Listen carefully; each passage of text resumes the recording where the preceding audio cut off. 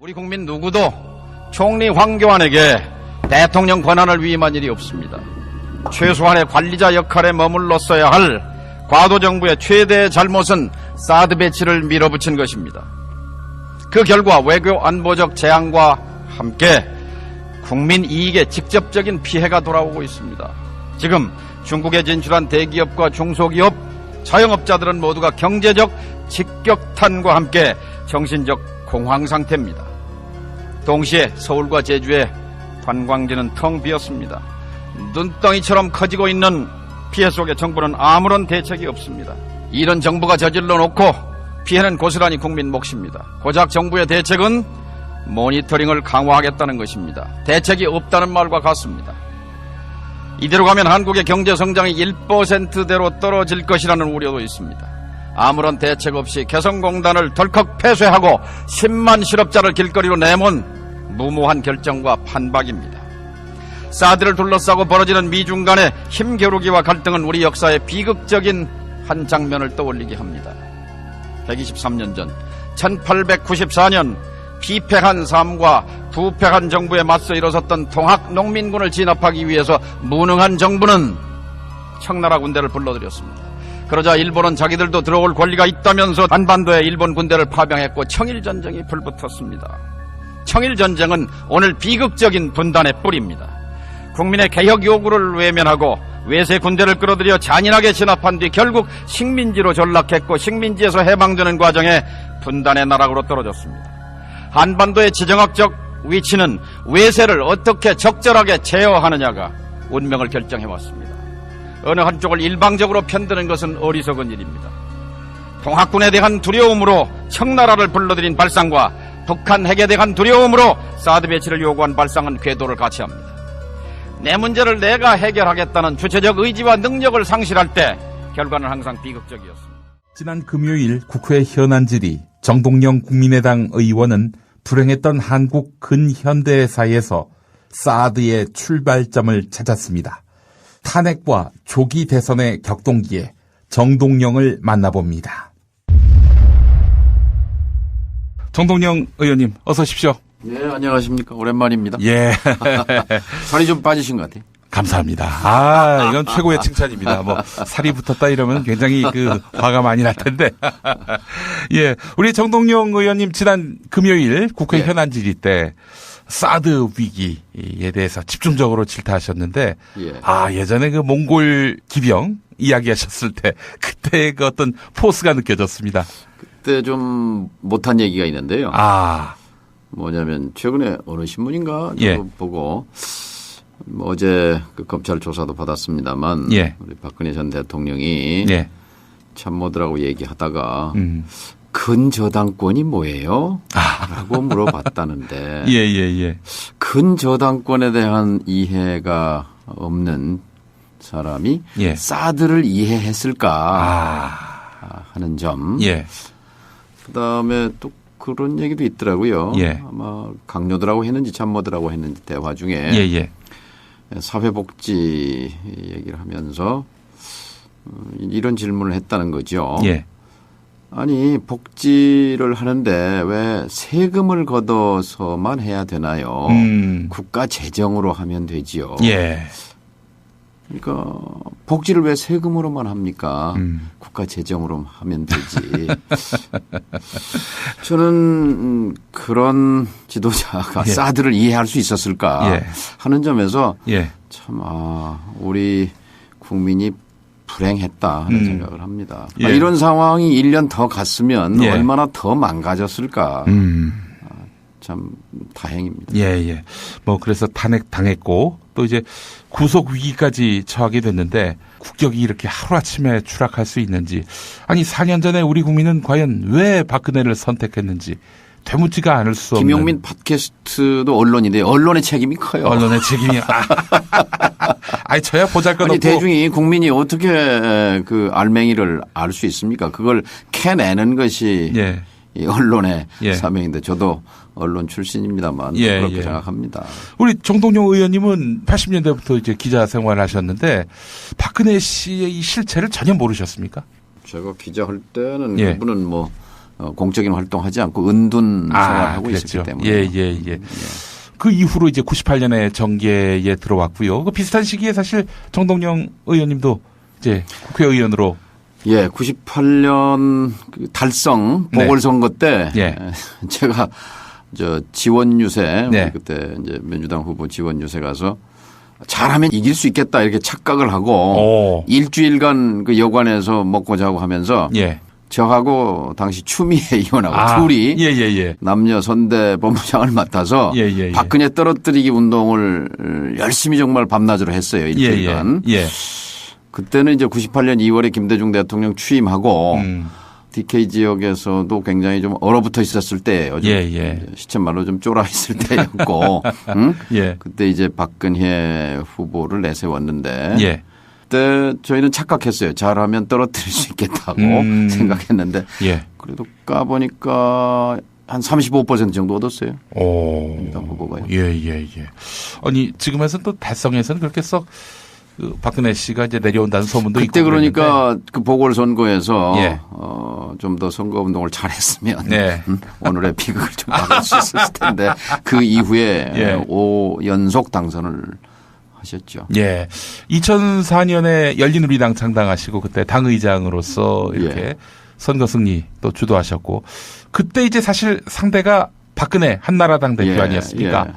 그때도 이제 박근혜 씨의 한나라당이 선방을 해서 120석을 차지했고요. 그렇습니다. 근데 그 이후로는 뭐 줄곧 계속 열린우리당이 패했고요. 또 2006년 지방선거 때 그때 다시 당의장으로 복귀하셨을 때 지방선거 결과가 너무나 참혹했습니다. 정치적 상대로서 박근혜 두루 많이 경험하셨고 대화도 또 많이 나누셨을 테고요. 많이 나눌 기회가 없었죠. 딱 한 번. 그러니까 5.3 새정치협약이라고 해서 2004년 17대 총선 끝나고 나서 멱살잡이하고 싸우는 정치는 좀 추방하자. 이런 차원에서 당시 이제 한나라당 대표가 박근혜 열린우리당 당의장으로서 2004년 5월 3일 날 새정치협약이라는 거를 만나서 이제 했어요. 그때 조금 이상하다고 느낀 거는 10시인가에 만나서 꽤 오랜 시간 얘기를 했어요. 그런데 자꾸 그때 휴대폰을 보는 것 같았어요. 아니 지금 어떻게 보면 상당히 진지한 회담인데 뭐 다른 데 이렇게 신경을 쓰는가 했는데 뭔가 밖으로부터 그때 메시지가 왔던 것 같은데 조금 좀 이상하다는 생각을 했었어요. 지도 편달을 받았군요. 박근혜 씨가 그때. 휴대폰하고 대담하시지. 자, 오늘 정동영 의원님 모시고 우리 사드 이야기 또 근저당권 이야기가 나왔는데 또 최근에 이제 서민부동산 관련해서 또 정책 또 내놓으신 게 있는데 그 이야기 한번 좀 상세히 나누고 또 전국 현안 또 짚어보도록 하겠습니다. 자, 우선 사드 우리 정동영 의원님은 통일부 장관을 또 역임하시고 현재의 국면을 어떻게 정의할 수 있을까요? 재앙이죠. 재앙. 그러니까 근저당권을 이해하지 못하는데 그 난해한 사드의 방정식을 이해했겠는가. 그런데 사드는 패키지입니다. 보따리입니다. 그러니까 단순히 무기 체계 하나가 아니죠. 사드를 갖다 놓음으로 해서 동북아의 지각 변동이 일어나지 않습니까? 한중 관계가 얼마나 긴밀하고 좋았습니까? 2년 전에는 뭐 그때 당시 박근혜 대통령이 천안문 막루에도 올라갔잖아요. 전승절 기념식. 지금 수출입 무역액이 우리가 100으로 잡으면 26%에 달하니까요. 그리고 뭐 지금 유학생 그다음에 사업하는 분들 뭐 등등 방문객해서 100수십만 명이 지금 중국 땅에서 활동하고 있고 지금 갑자기 얼어붙어서 지금 뭐 요동을 치고 있는데요. 이 사드라는 것이 과연 어떤 의미가 있는가? 국익이라는 잣대로 봐야 할 것 같아요. 그러니까 중국은 이게 핵심 이익을 침해하는 거다 이렇게 규정했잖아요. 시진핑 주석이. 미국은 우리 이익이다라고 말하진 않지만 미국의 전략적 이익인 거죠. 그러니까 틸러슨 국무장관이 이번에 와서 주한 미군을 보호하기 위한 것이다 이렇게 말했단 말이에요. 명시적으로. 근데 박근혜, 황교안, 환민구 이런 분들이 말한 것은 북한 핵과 미사일로부터 대한민국 국민을 보호하기 위한 것이다 했는데 이것도 금방 탄로나는 거짓말이었잖아요. 그러니까 7월 9일 날 사드 배치를 결정하면서 우리 국익을 종합적으로 따져본 사람이 아무도 없는 거예요. 외교부 장관은 뭐 무슨 어디 백화점 갔나요? 바지 수선하러 갔나요? 아니 근데 제가 알고 있기로는 장관도 외교부 장관도 그렇고 국방부 장관도 그렇고 사드와 관련해서는 논의 중이다, 검토 중이다 이랬다가 갑자기 발표가 나니까 그때서부터 또 수습 모드로 돌변해서 이 사람들도 사실 사전에 몰랐던 것 아닌가 이런. 그렇죠. 6월 말 그러니까 7월 9일 날 발표인데 꼭 열흘 전에 북경에서 당시 황교안 총리가 시진핑 주석을 만났습니다. 시진핑 주석은 만일 사드를 갖다 놓게 되면 엄청난 국가가 따를 것이고 그 책임은 모두 한국이 져야 된다라고 이제 최후 경고 통첩장 같이 얘기를 했고 이건 분명히 용납할 수 없는 중국의 핵심 이익을 침해하는 거다라고 분명히 자신들의 입장을 밝힌 반면에 당시 황 총리는 아무것도 결정된 것이 없습니다. 라고 하얀 거짓말을 한 거예요. 아니면 까맣게 몰랐던가. 몰랐다면 그건 있으나마나한 총리인 것이고 알고도 했다면 참으로 무책임하고 무능한 총리였고 그러고 나서 열흘 뒤에 발표를 하니까 중국 입장에서는 시진핑 주석의 체면이 뭐가 됩니까? 그리고 뒤통수를 맞은 거죠. 아마 사드 보복의 후폭풍이 이렇게 큰 것도 이런 아주 무능하고 무책임한 행태로부터 비롯된 굉장히 외교적으로 미숙한 거죠. 얼마 전에 주진우 기자 만났는데 그런 얘기 하더라고요. 사드 결정의 최종 윗선이 박근혜도 아니고 김관진이고 그 김관진 위에 최순실이 있을 수 있다. 이렇게 또 보더라고요. 그러니까 최순실이 무기 관련해서 로키드 마틴사와 상당한 어떤 네트워킹이 있고 특검을 좀 해야 될 것 같아요. 아무래도 그래야 될 것 같습니다. 그러니까 사실 지난번에 제가 정세균 의장한테 간곡히 요청했습니다. 자, 특검 연장 직권 상정합시다. 정세균 의장한테 이렇게 말했어요. 박영수 특검 말씀하신 거죠. 박영수 특검이죠. 할 일이 얼마나 많은가. 황교안 총리가 특검 연장을 거부한 것은 이제 재벌 방탄 막이를 한 거고 더 이상 이제 이른바 적폐가 낱낱이 드러나는 것들을 이제 막기 위한 것이었는데 전에 정의화 총리가 테러 방지법 그것을 직권 상정한 전례도 있어요. 그렇죠. 뭐 귀에 걸면 귀걸이가 되는 거고. 아니 근데 진짜 지금 국난 상황 아닙니까? 국난 상황에서 국민의 80%가 압도적으로 특검 연장하라고 했는데 그때 제가 그랬어요. 이거 특검 연장 결단 내리면 정세균 의장하고 문재인 후보고 지위가 바뀔지도 모르니까 결단 좀 하시오. 라고 내가 얘기도 했는데 좀 아쉬워요. 사드 이야기 진행 중인데 우리 의장님 보시기에 지금 이게 북핵 용도로 사실은 사드를 들여온다고 했는데 지금 한중 관계가 틀어지고 있고 아주 미묘한 형국입니다. 그런데 얼마 전에 그 틸러슨 국무장관 왔고요. 이 사람이 일본 갔다 한국 갔다 이번에 또 중국에 가지 않았습니까? 가서는 또 중국 관계 인사들과 만나서 사드 얘기를 전혀 안 했다는 보도가 나왔는데요. 뭐 하긴 했다고 그래요. 육자회담 수석 대표 조셉 윤이라는 분이 여기 와서 사드는 방어용이다. 뭐 이런 얘기를 했다고. 그리고 보복은 부적절한 거다라고 얘기를 했다고 간접적으로 이제 전했습니다만은 그러나 중요한 것은 북핵 때문에 사드를 갖다 놓는다는 건데 사드를 갖다 놓는다고 북핵과 미사일이 억제되느냐. 그건 아니잖아요. 글쎄 말입니다. 그리고 북핵과 관련해서 오바마의 전략적 인내가 실패했다 이렇게 선언 좋아요. 그럼 실패했으면 이제 새로운 접근법을 시도해야 하는데 새로운 접근법이라는 것이 이분이 말하는 것은 제재를 더 강화하겠다는 것. 그러니까 오바마의 전략적 인내는 끝났다고 하면서 오바마 때 했던 제재와 압박 말고는 새롭게 얘기한 게 없고 거기다가 뭐 거친 언사만 보탰을 뿐인데요. 결국 이 사드라는 게 지금 겉으로 오고 가는 말들 거기에 본질이 들어있는 게 아니고 실제는 제가 또 증인이기도 합니다. 제가 벌써 13년 전이네요. 2004년도에 NSC 위원장으로 펜타곤을 방문했을 때 예. 럼스펠드 국방장관을 당시 네오콘이 수장이죠. 그 매파. 예. 초강경파의 우두머리인데 예. 이분을 만나러 간 이유는 개성공단을 반대하지 마라. 이거 좀 찬성해달라 하는 예. 설득하러 이제 갔는데 그때 제가 특별 브리핑이라는 걸 받았어요. 예. 특별 브리핑은 뭐냐면 예. MD에 관한 거였어요. MD에 관한 얘기. 미사일 방어에 관한 것. 의원님 지금 말씀이 혹시 처음 하시는 말씀입니까? 저 처음 듣는 얘기 같았어요. 방송에서는 제가 처음 하는 것같습니다. 아, 그렇군요. 예, 주목됩니다. 예. 그러니까 저는 그 북한 미사일에 관한 브리핑일 줄 알았는데 예. 주 한 8할 정도는 중국의 미사일 위협에 관한 거였어요. 중국의 미사일. 중국의 이 대륙간 탄도미사일, 중단거리 미사일 기지가 어떻게 있고 뭐 중요한 내용들에 대해서 특별 브리핑을 받았는데 예. 그러니까 그것은 이제 중국의 미사일 이런 걸로부터 방어가 필요하다는 예. 미사일 디펜스 MD의 이제 필요성에 대한 브리핑을 받은 건데요. 예. 그러니까 김대중 정부 때나 이 노무현 정부 때도 계속해서 미국의 의지는 있었어요.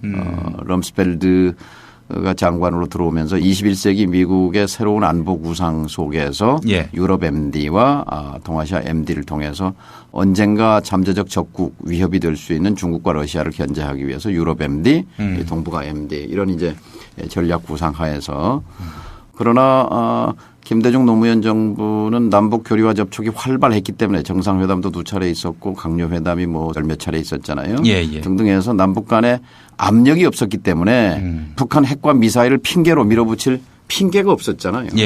그런데 이제 이명박 박근혜 정부가 그 핑계거리를 아주 잘 만들어 준 거죠. 그리고 2차, 3차, 4차, 5차 4번의 핵실험을 이명박 박근혜 정부에서 했고 그다음에 미사일 발사는 2016년만 해도 25번인가요? 그러니까 지난 8, 9년 하면 뭐 수십 차례 미사일 발사를 해서 아주 좋은 핑계거리를 만들어 준 거여서 사실은 사드 배치의 조건과 환경을 만들어 준 것이 이 보수 정부 이 9년 동안에 이루어진 일이다 이렇게 봅니다.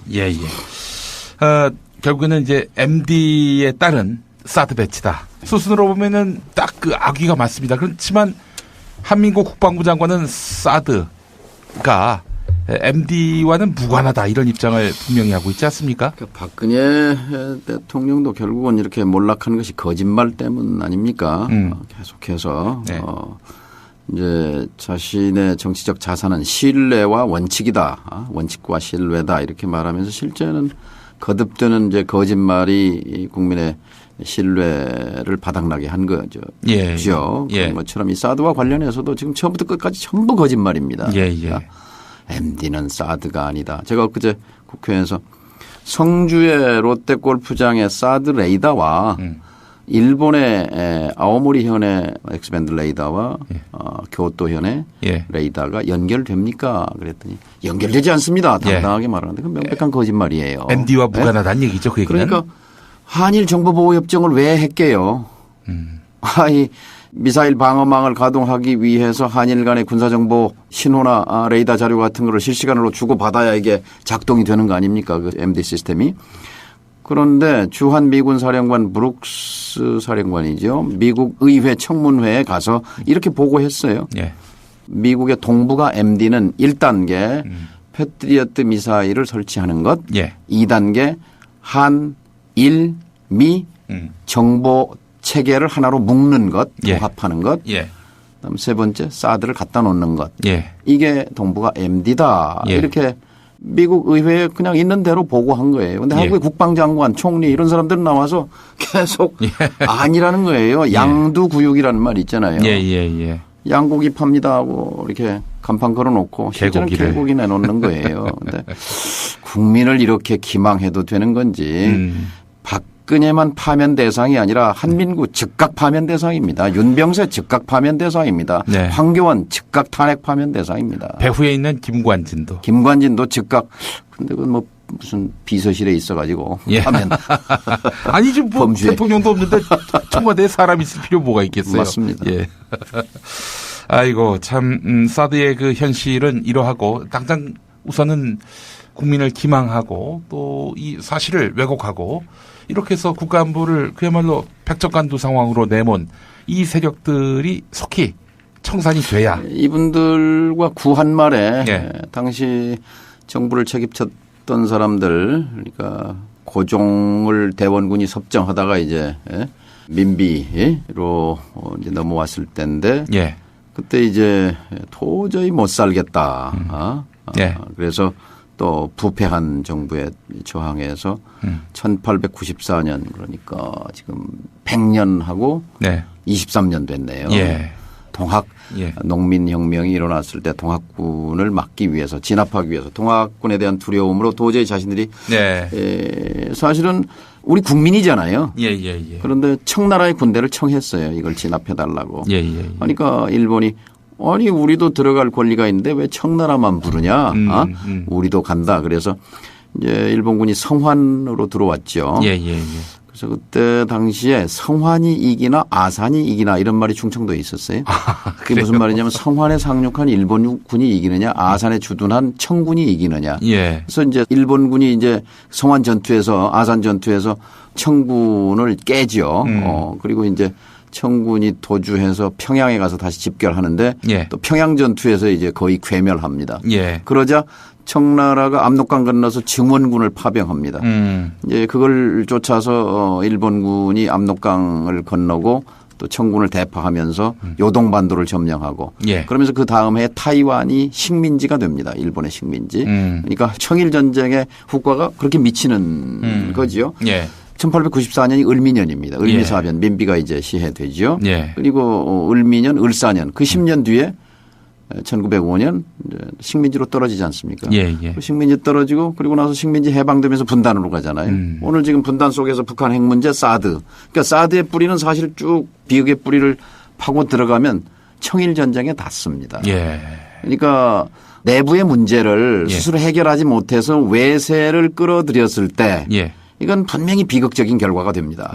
북한 핵 문제가 이게 누구의 문제냐라는 문제에 대한 그 주체적 인식 이건 내가 해결해야 한다는 그런 자주적 주체적 해결 의지와 능력을 갖지 않으면 결국은 이제 이런 상황을 초래하는 거죠.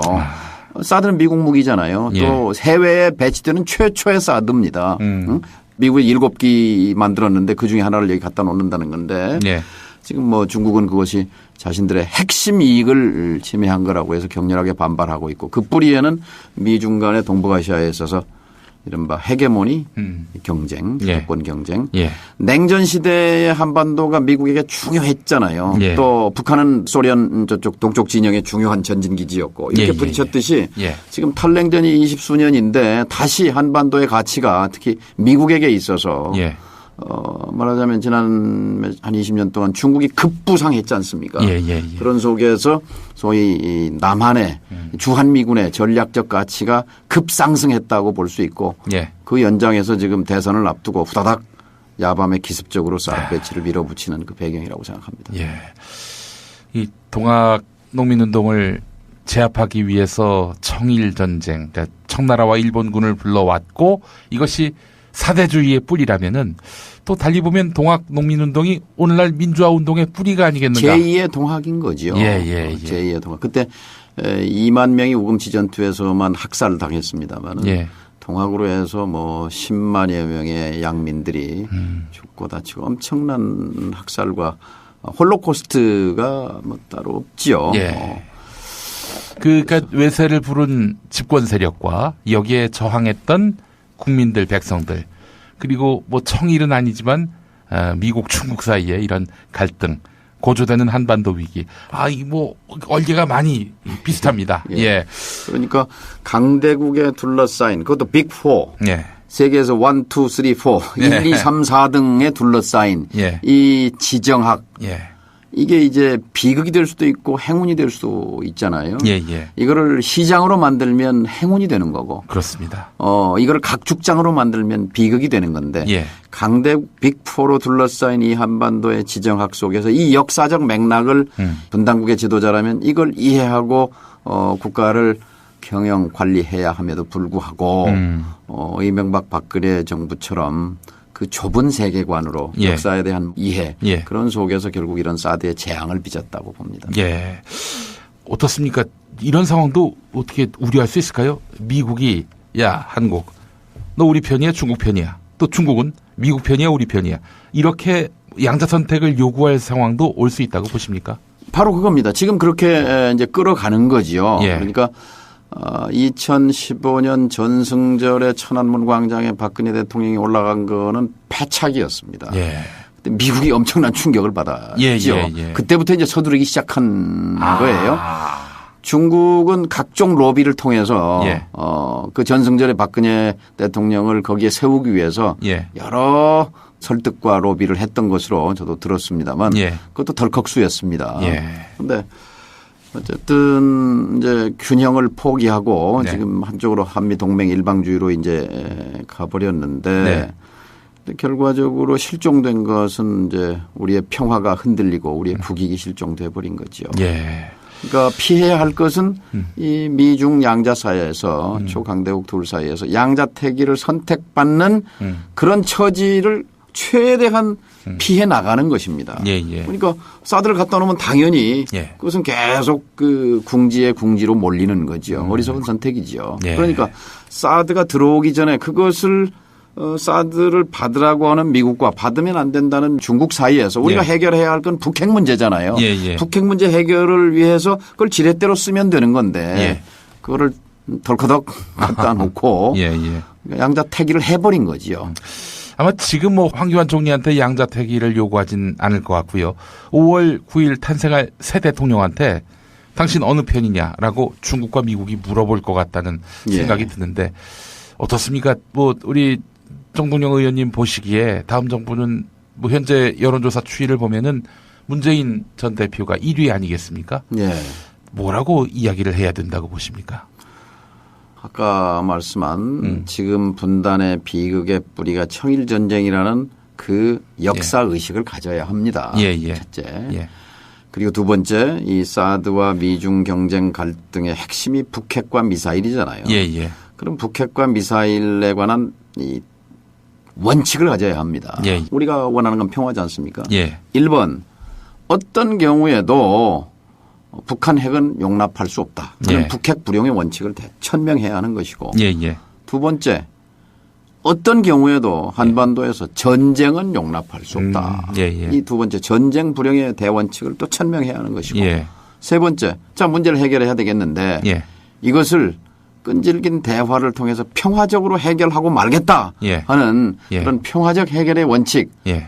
이게 김대중 노무현 정부 때 견지했던 원칙입니다. 3원칙입니다. 예, 예, 예. 이것을 다시 재확인하고 예. 이걸 기둥으로 세워야 합니다. 이 세 기둥을 세우고 그 위에서 이제 외교적인 노력을 이제 시작해야지요. 예. 답은 나와 있습니다. 예. 답은 뭐냐? 평화 체제와 비핵화를 교환하는 겁니다. 그것은 이제 궁극에 가서 그 꼬린 지점을 향해 가기 위해서 바둑으로 말하면 착점, 돌을 놔야 되는 거죠. 예, 예. 우선 네 사람을 한 자리에 앉혀야 합니다. 예. 자, 북한 핵 미사일 때문에 예? 사드를 갖다 놨다는데 미국 이리 와 보세요. 예. 자, 북한 너희 왜 이렇게 핵실험하고 왜 난리야? 좀 와봐. 예. 자, 중국. 그래서 남북, 미중 넷이 한 자리에 앉는 테이블을 새 정부가 적극적으로 팔을 걷어붙이고 나서서 예. 해야 합니다. 노할 사람 저는 없다고 생각합니다. 지금 북이 뭐 그제 틸러슨하고 왕이 외교부장 만날 때 무슨 신형 엔진 뭐 실험했다는 거예요. 예, 예. 그게 왜 그랬을까요? 뭐 메시지잖아요. 예. 뭐 신호를 보낸 거거든요. 예, 예. 신호를 만지작거리는 거예요. 예, 예. 신호는 뭐냐면 당신들이 제재와 압박만 가지고는 문제를 해결할 수 없다 하는 예. 것이 보내고 싶은 신호고 예. 두 번째 협상을 원한다는 신호입니다. 협상을 원한다는 신호입니다. 예, 예. 그러면 그 신호를 받으면 되잖아요. 예. 이제 설득할 건 미국입니다. 예. 근데 트럼프 정부는 아직 지금 트럼프 정부가 참 걱정이긴 한데 뭐 강경파들이 포진해 있긴 한데 예. 이 사람들이 사실 한국말을 이해 못하는 사람들이잖아요. 예, 예, 그리고 예. 태평양 넘어 떨어져 있잖아요. 예. 그리고 우리는 우리 문제가 1번인 것 같지만 그 사람들한테는 우리 문제가 1번이 아닙니다. 예. 그렇기 때문에 예. 우리 학이 달렸습니다. 예. 학이 달렸어요. 그래서 예. 미국을 상대로 적극적으로 설득해야 합니다. 우리가 당신들에게 소중한 동맹이라면 우리는 한국말도 할 줄 알고 예. 우리 늘 북한하고 살 맞대고 살고 있고 우리 말을 들어라. 내가 해결에 앞장설 테니 예. 우선 좀 이리 와보시오. 예. 이래서 북한, 중국 예. 이렇게 사자 테이블 만드는 거 이거 만들면 그다음부터 이제 길이 생기기 시작합니다. 예. 그런데 이와 동시에 해야 할 일이 있어요. 예. 뭐냐면 북한과 접촉을 개시해야 합니다. 그래야 압력이 내려갑니다. 예. 지금 6차 핵실험 한다는 거 아니에요? 하겠죠. 6차 예. 핵실험. 예, 예. 또 미사일 쏠 거 아니겠어요. 그렇죠. ICBM 대륙간 탄도미사일 인터컨티넨탈 예. 대륙간 예. 볼리스틱 탄도 네. 미사일. 이거 하면 가만 안 두겠다고 지금 트럼프가 주먹을 들었다 놨다 하잖아요. 예, 예, 예. 이거 압력 빼야 되지 않습니까? 예, 예. 압력을 빼려면 일단 남북 접촉해야 합니다. 예. 해서 접촉과 대화를 통해서 압력이 내려갑니다. 그렇게 되면 압력밥솥에 예. 그 숨구멍으로 증기가 빠지듯이 예. 이거 빼면서 사자 테이블 만드는 것. 네. 그리고 우리에게는 성공의 기억이 있지 않습니까? 그렇죠. 성공의 기록이 있단 말이에요. 예. 12년 전에 한국이 주도해서 예. 미중일로 예. 남북 6나라를 앉혔어요. 예. 그때 서로 삐져가지고 또 안 앉았어요. 서로 등 돌리고 있는 걸. 응? 그때 이제 제가 역할을 좀 했잖아요. 예, 예. 평양에 가서 김정일 예. 위원장, 그 지금 김정은 예. 위원장의 아버지. 국무위원장의 설득한 게 아버지. 뭐냐? 예. 육자에 나오시오. 예. 앉읍시다. 예. 그게 제 5시간 동안 설득한 거의 첫 번째 핵심 목표였어요. 예. 제발 좀 나와 달라. 왜? 이 나오는 게 당신한테 유리한 거요. 예. 94년에 북미 이 제네바 합의 예. 핵 동결하고 뭐 경제 지원하고 이 합의도 양자 합의가 아니고 육자 합의였으면 미국이 그렇게 쉽게 못 깹니다. 그러니까 육자에 나와서 예.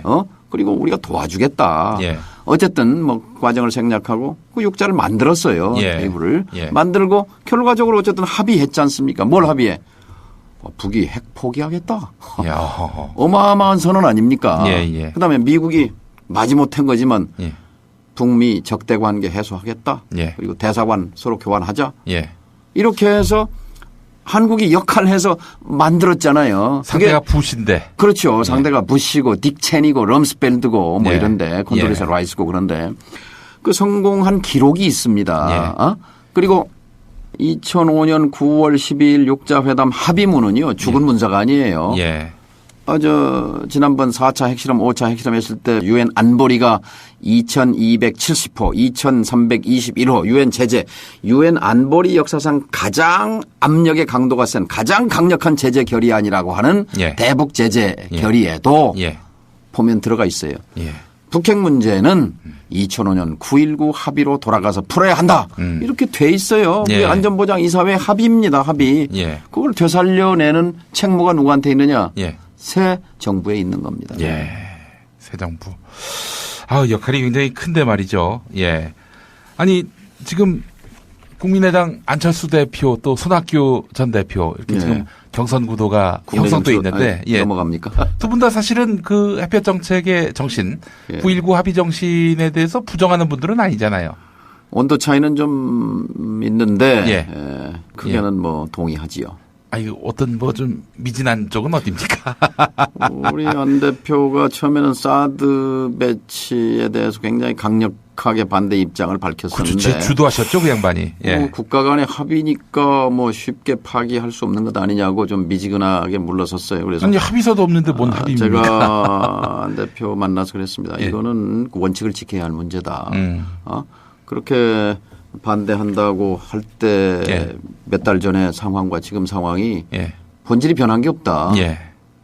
근데 이렇게 잘못하면 왔다 갔다 하게 되는 거니까 이건 예. 안 된다. 예. 뭐 그런 대화도 나눴습니다만 어쨌든 뭐 국민의당은 당론이 사드 배치 철회입니다. 사드 철회 당론이고 예. 제가 또 당론화하는데 뭐 일정 기여도 했습니다만 예. 또 지켜나갈 겁니다. 쉽지는 않아 보입니다. 아무래도 지금 뭐 국민 여론이 뭐 현재 조사 결과가 뭐 곧 민심이다라고 그걸 꼭 등식화할 수는 없겠지만은 그래도 사드가 우리 안보에 도움을 줄 수 있지 않느냐라는. 근저당권이 뭐예요라고 묻는 지도자의 결정이라는 걸 국민들이 안다면 저는 좀 뒤집어질 거다. 그리고 사드가 뭐다라는 것을 진실에 대해서 사드의 본질이 1 뭐고 2 뭐고 3 뭐고 이 세 가지 핵심을 전달받은 국민이 몇 명이나 되겠습니까? 예. 이것은 야당의 책임이기도 해요. 예. 야당이 정면으로 맞서지 않았습니다. 예. 사드 문제에 대해서 예. 계속 그 아웃복싱 하듯이 빙빙 돌고 무슨 뭐 표 떨어질까 봐 예. 이런 태도가 예. 이런 민심을 불렀다고 생각합니다.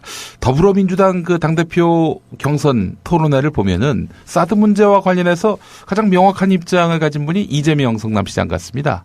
예. 예.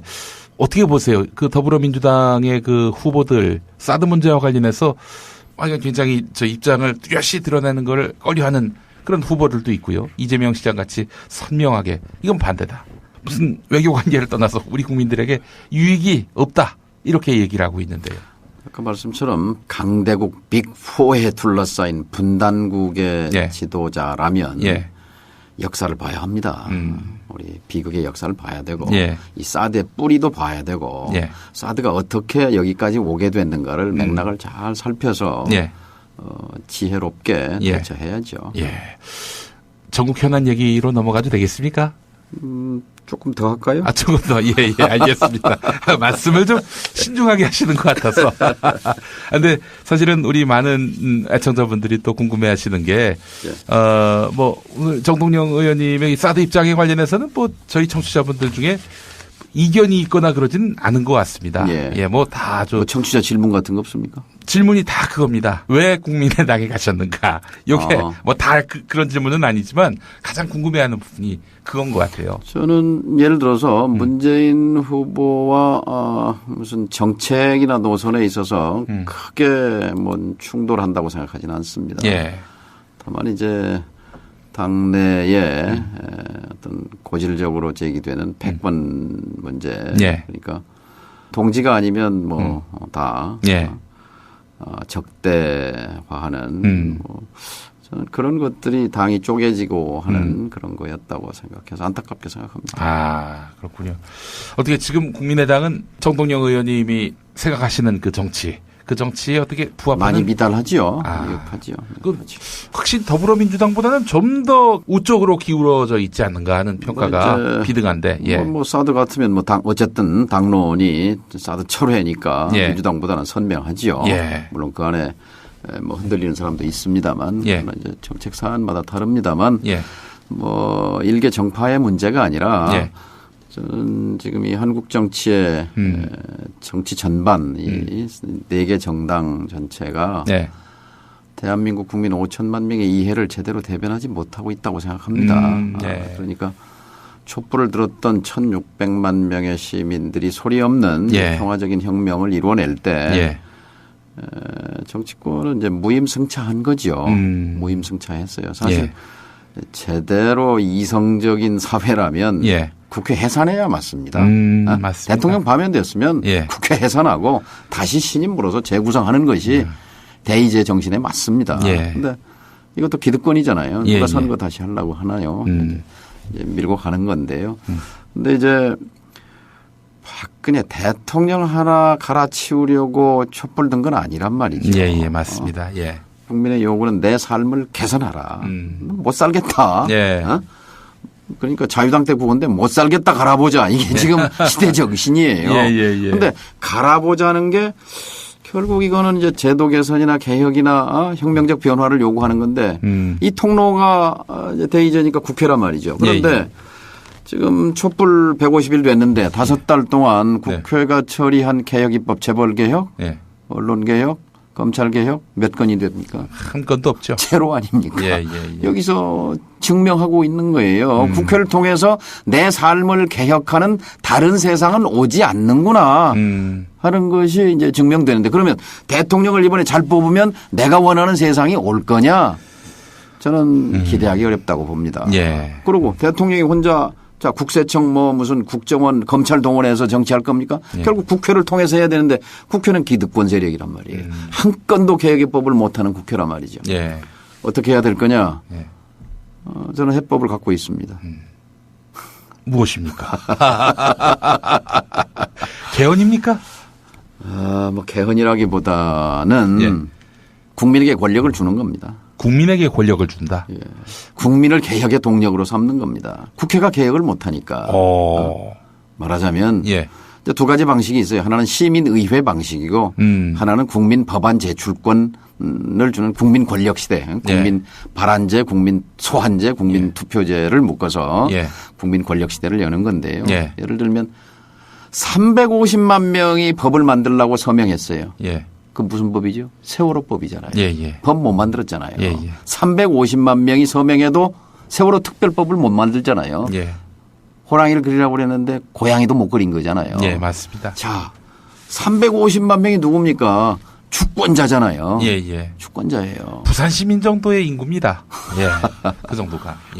국회의원 20만 명이면 한 명 뽑잖아요. 350만 명이면 수십 명을 뽑는 숫자인데 자기 실명돼서 사인했는데도 자, 헌법 52조에 보면요. 국회의원과 정부는 법률안을 제출할 수 있다. 이게 잘못된 겁니다. 헌법 52조 국민과 국회의원과 정부는 법률안을 제출할 수 있다. 이렇게 가야 합니다. 그리고 26조에는 이렇게 돼 있어요. 모든 국민은 국가기관을 통해서 문서로 청원할 수 있다 이렇게 돼 있어요. 아니 주권자가 왜 한번 청원을 부탁을 합니까? 이게 잘못된 거예요. 그래서 예를 들어서 재벌개혁, 검찰개혁 법안을 국민이 발의해서 5만 명, 10만 명 아니 100만 명이 서명한 법안이 제출됐다고 보십시오. 무슨 한국당이 반대할 수 있겠지만 그 당 온전할 수 있겠습니까? 이런 우리 사회의 기득권의 벽을 밀어붙이기 위한 개혁의 동력은 국민으로부터 나올 수밖에 없다는 것이고요. 그다음에 대의민주주의의 한계를 극복하기 위해서 다른 외국에서는 그런 사례들이 있어요. 시민의회를 추천 방식으로 성경에도 나옵니다. 제비뽑기. 왜냐하면 5천만이 다 엘리트가 아닌데 국회의원 300명은 다 엘리트 대표입니다. 그렇죠. 300명 중에요. 대학 안 나온 사람 한 명밖에 없어요. 한 명이라도 그분은 참 저는 대단하다고 평가해요. 자유한국당의 비례대표 의원님인데 그분이 이렇게 말해요. 나는 초등학교도 졸업 못했습니다. 하지만 나는 대한민국의 1등 명장 출신이요. 용접공 1등이었어. 세계 1등이었어 하면서 국회의원 하는 분이 있어요. 한번 여기 모시면 좋겠는데. 같은 당이니까? 아니 저쪽. 자유한국당. 저도 자유당원입니다. 의원님. 깜짝 놀랐습니다. 저는 진짜 우리 김용민 선생 자유한국당 입당했다고 해서 얼마나 놀랐는지 몰라요. 제가 보수 개혁에 보수 정당이 또 바로 서야 됩니다. 그래서 그 깊은 뜻을 모르고. 근데 어쨌든 이 5천만 명이 다 엘리트 아니고 5천만 명이 다 대졸자 아니잖아요. 그러니까 이게 대표성에 문제가 있습니다. 그러니까 적어도 국회의원 300명은 대한민국 국민 10% 안에 다 들어가죠. 아니 5% 안에 들어가죠. 아니 1% 안에 들어가죠. 1% 안에 들어가는 대표들을 가지고 어떻게 5천만 명의 이해관계를 대변합니까? 이거에 결정적인 하자가 있습니다. 그러면 지금 있어서요. 국회는 두고 시민의회를 그래서 시민의회가 아이슬란드라든가 아일랜드라든가 캐나다라든가 네덜란드에서 그 비슷한 그런 제도를 운영했고 또 하고 있습니다. 그래서 지역별로 성별로 직업별로 연령별로 이렇게 해서 국가의 주요한 의제에 대해서 전문가의 도움을 받아서 국민의 대표적인 의사가 어떤 것인가를 물어서 이것을 국회가 이제 대리 입법하거나 정부가 국회가 그렇게 하면 안 됩니까? 이제 국회의 구성의 한계가 대의 정치의 한계죠. 대의 정치가 작동했으면은 박근혜 탄핵 사태가 왔겠습니까? 이게 박근혜 탄핵 파면이라는 자체가 한국이 대의 정치의 한계를 말해주는 거죠. 알겠습니다. 그 좋은 그런 보관들 이제 이걸 입법화하시는 단계죠? 이거는 개헌입니다. 개헌이요? 그래서 문재인 후보도 안철수 후보도 내년 지방선거 때 개헌안을 투표에 붙이겠다고 하는데 대개 개헌 그러면 대통령제냐 이원집정부제 이게 핵심이 아니고요. 국민에게 권력을 줘야 합니다. 그리고 헌법 1조 3항에다가 대한민국은 지방 분권 국가다. 이렇게 못 박아서 권력 분산해야 합니다. 지방으로. 이렇게 했을 때 권력은 한쪽으로 모이면 그건 독선, 독주, 독재, 부패하는 것이고 나누면 커지게 돼 있습니다. 그래서 지방으로 나누고 또 권력 적절하게 배분하는 것이지만 가장 결정적인 것은 국민에게 나누는 겁니다. 국민에게 돌려주는 겁니다. 그랬을 때 이 소수파 정부로서 개혁 세력을 국민을 등에 업고 기득권을 밀어붙일 수가 있는 거죠. 아니 정동영 의원님 이번에 어떻게 뭐 국민의당 경선에 왜 참여를 안 하셨습니까? 속어로 판때기란 말이 있어요. 판때기. 예. 판때기가 정동영을 부르는 판때기는 아니다. 아, 그러면 안철수와 손학규를 부르는 판때기입니까? 글쎄요. 본인들은 뭐 그렇게 생각하겠는데요. 예. 국민이 보겠죠. 예. 아니 이제 뭐 사실은 보수 야당 쪽에서는 가장 진취적이고 진보적인 입장을 취하고 계시는 정동영 의원님 아니십니까? 진보적이라기보다는 상대적으로. 시민의 입장, 예. 서민의 입장에 서려고 노력하는 거죠. 예. 그래서 사실은 이 의문이 왜 국민의당에 가셨느냐라는 질문 속에는 아무래도 좀 색이 좀 맞지 않는 것 같다라는 말씀도 있는 것 같고요. 호남 민중이 기본적으로 개혁적입니다. 네. 또 핍박도 받았고요. 예. 때문에 결국 그 국민의당의 주인은 국회의원이 아니고 찍어준 호남 대중에게 뿌리를 받고 있다. 예. 그 부분을 봐야 한다고 생각합니다. 어떻게 그러면 국민의당의 앞으로 향로는 어떻게 보세요? 대선 이후에도 독자적으로 이제 생존을 해서 집권 가능한 정당으로 커가는 것이 옳다고 보십니까? 아니면은 김대중 노무현의 그 대를 잇는 이런 양대 그 민주당 정치는 생물이니까요. 이제 계속 이 정반합 이런 과정을 거쳐갈 텐데 중요한 것은 이제 1차적으로 확실하게 정권을 바꿔야 되는 것이고 정권 교체가 목표가 아니고 정권 교체를 해서 뭘 할 거냐 그 대답에 실패했기 때문에 정권을 놓친 거 아닙니까? 10년 하고 나서요. 정권 교체를 해서 뭘 할 거냐에 천착하는 정당 그것을 만드는 것이 제가 국민의당에 거는 기대요. 또 그 안에서 할 일입니다. 현재 유력 주자니까 이렇게 연결지어서 여쭙는 걸 양해해 주십시오. 문재인 전 대표가 우리 정동영 의원님이 총선 출마 전에 계시던 곳으로 순창으로 찾아오지 않았습니까? 그 당시에. 뭐라고 말하던가요, 그때? 그리고 뭐 아무래도 민주당 쪽으로 같이 하자 이런 제안이었을 것 같은데. 근데 그걸 왜 또 사양하셨는지에 관한 부분들도 사실 궁금하고요. 이 질문은 왜 민주당에 안 계시냐 이 질문보다는 앞으로 정권 교체가 되면은 이런 큰 바닷속에서 뭔가 역할을 하셔야 되는 거 아닌가 하는 그런 질문이 함축되어 있는 겁니다. 뭐 그때 제가 마음은 형제다 이런 말을 한 기억이 있습니다만 바로 정권 교체를 넘어서 정치를 하는 이유가 좀 좋은 세상을 만들어 보자는 거 아니겠습니까? 그리고 우리는 또 여당을 했는데 제대로 좋은 세상을 못 만들었다는 거죠. 거기에 대한 뭐 성찰이 필요하고 그래서 제가 반성문도 썼고 이제 그런 일을 해보고자 하는 거죠. 민주당과 국민의당 경계보다 더 중요한 문제라고 생각합니다. 뭐 확실한 답은 되지 않은 것 같습니다. 하여간 만약에 그럼 이렇게 한번 가정해서 여쭤보겠습니다. 이제 새 정부가 들어서면은 제일 먼저 해야 될 것이 남북관계 이 문제 지금 뭐 완전히 경색 정도가 아니라 거의 뭐 폐기 단계까지 이런 상황이 돼버렸는데 이런 남북관계를 회복시키기 위해서 예를 들어서 더불어민주당에서 대통령이 나왔을 경우 대북 특사 역할을 만약에 맡긴다. 이럴 경우에 어떻게 수락하실 용의가 있으십니까? 수락이 아니라 자청해서라도 그런 건 해야죠. 꼭 특사가 아니라도 무슨 역할이든 하는 거죠. 저는 자리가 중요한 게 아니고요. 정권을 바꿔야 하는 이유는 아까 제가 청일전쟁의 역사적인 맥락에서 사드 배치가 이게 궤도를 같이 한다 그랬는데 굉장히 위험한 순간에 와 있습니다. 그렇기 때문에 정말 모든 지혜와 힘을 한 곳에 모아서 자, 압력을 빼야 된다라는 얘기였고 양자택일을 최대한 피해야 된다라고 했고 주체적 자주적으로 어쨌든 해결의 틀을 만들어야 된다. 뭐 그런 얘기를 했는데 저는 정권 교체만으로도 한반도에서 충돌을 향해서 마주오는 그 열차가 방향을 바꾸거나 서는 그런 효과를 발휘한다고 보기 때문에 정권 초에 그 메시지가 굉장히 중요하다고 봅니다. 지금부터 준비를 해야죠. 준비를 해야죠. 그건 저희가 집권을 하건 아니면 뭐 문재인 후보가 또는 뭐 민주당이 집권을 하건 간에 야당으로 정권이 넘어오면 제1과제가 일단은 평화 만들기여야죠. 그런 역할이 있다면은 뭐 어떤 뭐 자격 뭐 이런 지위 이런 걸 다 떠나서 적극적인 역할을 하시겠다. 나서서라도 내가 하겠다고 자청을 해야 할 판이죠. 예, 알겠습니다. 또 궁금해하시는 질문 가운데 하나가 예. 이재명 성남시장하고는 어떤 관계시냐?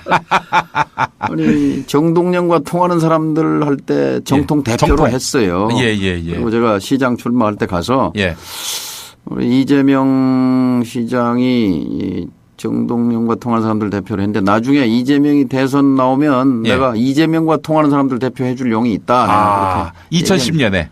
몇 년 됐죠 그때. 예, 2010년에 이제 지방선거가 있었으니까요. 예. 그랬어요. 근데 나보러 그거 하라 소리는 안 하던데. 당이 달라서 그런 모양이에요. 아, 그렇군요. 지금 야권의 유력 주자로서 또 이제 부상한 상태이기도 하고요. 예. 뭐 저로서는 기분 좋은 일입니다. 또 정청래 의원과는 또 어떤 관계냐 이런 궁금증도 있으십니다. 오래된 동지죠. 예. 뭐 지금은 다 이제 당이 달라서 이제 좀 흩어져 있지만은. 그러나 뭐 당이라는 게 또 뭐 영속 불멸한 정당이 어디 있었습니까? 우리나라 나오고 나서 120개 정당이 있었던가요? 한국 헌정사의 불행입니다. 이게 사실은. 예. 지금 국민의당 같은 경우 경선으로 인해서 아주 뭐 시끄럽습니다.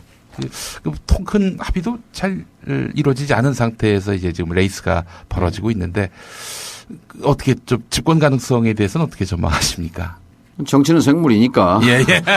최선을 다해서 노력하고 예. 아까 이제 서두에 모두에 그 국가 개혁 관련해서 잠깐 말씀을 하셨잖아요. 예. 이제 오늘 제가 그렇지 않아도 먼저 기자회견을 하고 왔기 때문에 하나 말씀드리면 국가 대개혁이라는 게 거창한 이 거대한 뭔 주제도 중요하지만 실제 내 삶의 바로 옆에 있는 문제가 더 중요하거든요. 그렇죠. 그래서 예를 들면 국가 대개혁의 핵심 중에 아파트 후분양제라도 우선 하자.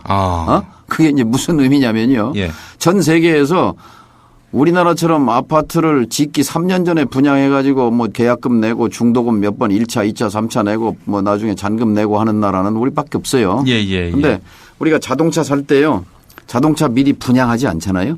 선금 내고 뭐 중도금 내고 잔금 내고 이 자동차 분양받지 않듯이 냉장고 텔레비 마찬가지고 완제품 지어놓고 꼼꼼히 따져보고 디자인이라든지 성능이라든지 보고 사지 않습니까? 근데 이게 1977년에 박정희 시대 때 그때 주택 보급률이 70%였어요. 그래서 이제 그 집 많이 짓게 하려고 건설업체 특혜 주면서 선분양. 그러니까 소비자들 주머니 미리 그 속에서 돈 끄집어내서 지었던 건데 이거 2004년도에 노무현 대통령 때 이거 상식이 안 맞는다. 후분양제 하자. 이렇게 지침을 줬어요. 근데 관료들이 깔고 앉아가지고 단계적으로 하겠습니다. 검토 중입니다. 이러더니 정권 끝나니까 만세 부르고 없던 걸로 했거든요. 그렇죠. 그러니까 이게 개혁을 관료와 더불어 한다는 것은 연목구호입니다. 그건 불가능한 일이에요. 그러니까 지난 정부 때도 개혁을 하려면 했던 하려고 하다가 좌절했는데요. 해야 합니다. 왜냐하면 이건 이제 소비자 중심으로 가야 되잖아요. 지금은 주택 보급률이 106%나 됩니다. 그러니까 주택 보급률 70%대 했던 선분양제도 세계에 없는 제도를 하는 거 이제는 폐기하고 후분양제로 특히 이 재벌 대기업들 돈 쌓아놓고 있는데 재벌 대기업들한테 소비자들 주머니 털어서까지 건설비 대줄 필요가 어디 있습니까? 그러니까 그렇게 되면 이제 분양 체제하에서는 재벌 건설사들이 자기들 원가를 낮추려고 이윤을 높이려고 하는 경쟁을 하겠지만 후분양제를 하게 되면 이제 품질 경쟁을 하게 되잖아요. 뭐 A라는 회사에서는 또 이런 좋은 품질을 만들어서 소비자한테 다가가려고 할 거. 자동차 회사처럼 말이죠. 이렇게 하는 게 소비자 도와주는 거고 국민 삶을 도와주는 겁니다. 그리고 3년 동안 이자 안 물잖아요. 말하자면 미리 이걸 뭐 자기 목돈 주고 사는 사람이 어디 있습니까? 은행에서 다 대출 받아서 분양도 받고 하는데 그 이자 물잖아요. 근데 3년 미리 땡겨서 그렇게 물어야 할 필요가 없고 이런 작다면 작지만 그것이 국민 생활에는 굉장히 중요한 이런 개혁 하자 하는 것이고 시장 단가제도 이제 아까 기자회견에서 밝혔습니다만 오늘 어마어마한 선언을 하셨네요 보니까 이거 보니까 저녁 수당 1,000만 원 지급 이런 약속도 나왔고 말씀하신 대로 지금 시장 단가 부활로 연 50조를 시민에게 돌려주자. 이재명 시장이 성남시장 하면서요.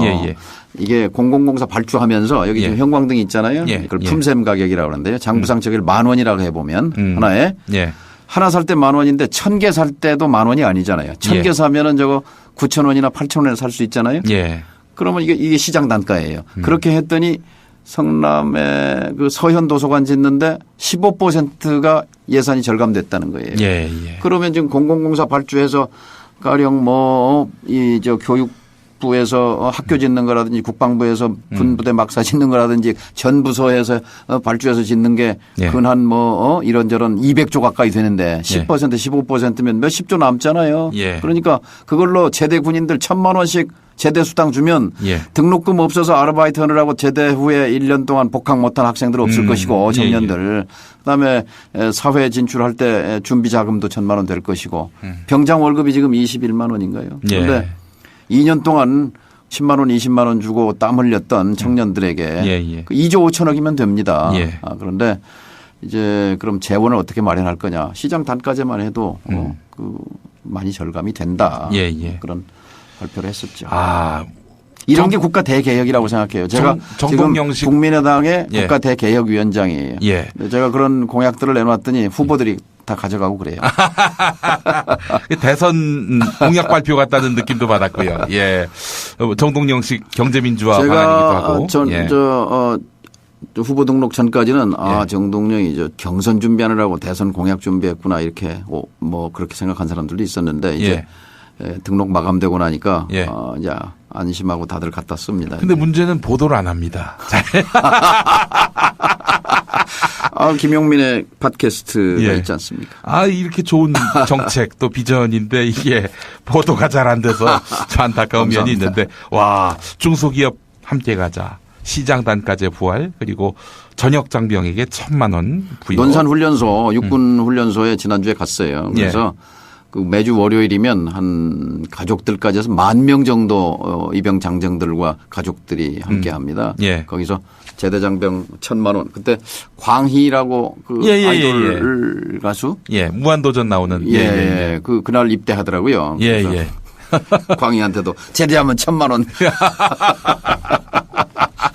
공약 발표했었죠. 그럼 그 방안은 지금 안철수, 손학규 두 분 다 동의하는. 이제 후보 되면 이제 채택하겠죠.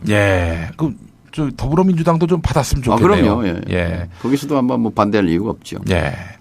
그래서 청년들에게 희망을 좀 줄 수 있죠. 참 이런 우리 공공이 당연히 담당해야 할 복지의 그 꿈들을 야권에서 계속 만들어내는 게 매우 중요한데 조기에 지금 선거 구도가 너무 뚜렷하게 확정이 되는 바람에 재미없는 대선이 됐다 이런 얘기도 사실은 나오고 있는 형편 아니겠습니까? 이제 대선에서 누가 되느냐를 떠나서 누가 더 국민의 삶을 유념해야 할 거는요. 2017년 겨울이 불만의 겨울이 되지 않도록 해야 합니다. 이번 겨울. 올 겨울이 가장 춥고 가장 불만이 높은 겨울이 될 가능성이 있어요. 왜냐하면 기대는 높죠. 근데 현실이라는 게 만만치 않거든요. 재벌 개혁 쉽지 않은 일이잖아요. 언론 개혁 쉽겠습니까? 검찰 개혁 쉽겠습니까? 그런데 야당으로 정권 넘어와도 약체 정권입니다. 소수파 정권입니다. 그럼 개혁이 구심점 만들어야 되거든요. 그러려면 국민의 질풍노도와 같은 이 개혁의 열망을 이걸 등에 업어야 합니다. 적당한 타협 그리고 이렇게 회색빛 정책 가지고는 국면 돌파할 수 없습니다. 안희정 지사의 대연정 반대하시겠네요. 곤란하다고 생각합니다. 이재명 시장의 야권끼리의 소연정은 어떻게 보십니까? 이제 어차피 국회에서 총리 하나 임명하려도 혼자 할 수가 없잖아요. 누가 협조를 받아야 되는 거니까. 그런 것이 이제 연합이 불가피하게 된 구조죠. 하지만 자유한국당이나 바른정당은 안 된다. 그건 이제 국민이 우선 당장 받아들이기 좀 어려울 것 같은데요. 알겠습니다. 뚜렷하시네요. 우리 정동영 의원님 입장이. 그 MBC 문제는 어떻게 해결해야 됩니까? 지금 MBC... 보니까 김장겸 씨 잘 아시죠? MBC 얘기하면 머리 아픕니다. 정말 개혁 순위 1순위가 MBC 해체하고 다시 재구성해야 합니다. MBC 해체요? 그러니까 지도부 해체도 해야 되고요. 지난 과오에 대해서 책임 물어야 합니다. 형사 책임 물을 사람 형사 책임 묻고 그다음에 MBC 이렇게 망가뜨린 그 국민의 편으로 다가갔던 언론 아닙니까? 예, 저걸 예. 완전히 정권의 죽으로 만들었는데요. 예, 예. 저거 책임 물어야 합니다. 예. 아, MBC 해체 수준의 그런 변화가 불가피하다.